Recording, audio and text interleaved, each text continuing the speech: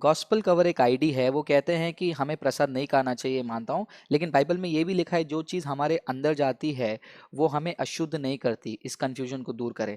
Gospel cover ये जो ID है, मैं आपको पहले ये सजेशन देना चाहूँगा, जब भी हम वचन को लेते हैं, वचन को हमको उसके कॉन्टेक्स्ट में पढ़ना बहुत ज़रूरी है।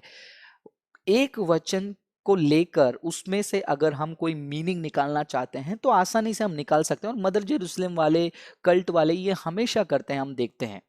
वो गलतियों की किताब में से एक वचन लेंगे, यहाँ से एक वचन लेंगे, वहाँ से एक वचन लेंगे और उसका मीनिंग बना देंगे।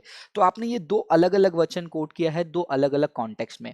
नाउ यीशु मसीह ने किस कॉन्टेक्स्ट में ये कहा कि जो चीज़ें अंदर जाती है वो हमको अशुद्ध नहीं करती है, और किस कॉन्टेक्स्ट में प्रसाद के बारे में बात किया गया है।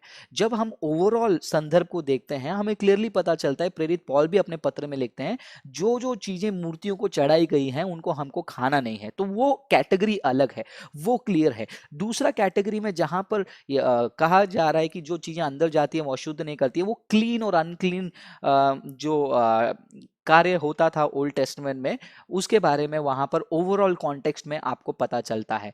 तो वो मांस खाने के लिए मैं ओवरऑल कॉन्टेक्स्ट के आधार पर यूज कर सकता हूं, लेकिन मैं प्रसाद खाने के लिए यूज नहीं कर सकता हूं, क्योंकि अगर मैं, यदि मैं उस चीज को यूज कर रहा हूं तो मेरा बाकी का स्क्रिप्चर के साथ मेरा कॉन्ट्रडिक्शन हो जाएगा। तो वचन कभी भी एक दूसरे को कॉन्ट्रडिक्ट नहीं करना चाहिए, एक दूसरे को कॉम्प्लीमेंट करना चाहिए, मतलब एक दूसरे के साथ होना चाहिए, बल्कि एक दूसरे के विरोधाभास में नहीं होना चाहिए। ये आपको समझना है। इसलिए जब भी हम वचन निकालते हैं, वचन को उसके संदर्भ, उसके कॉन्टेक्स्ट में पढ़ना हमारे लिए बहुत जरूरी है। तो मैं आपको ये रेकमेंड करूंगा।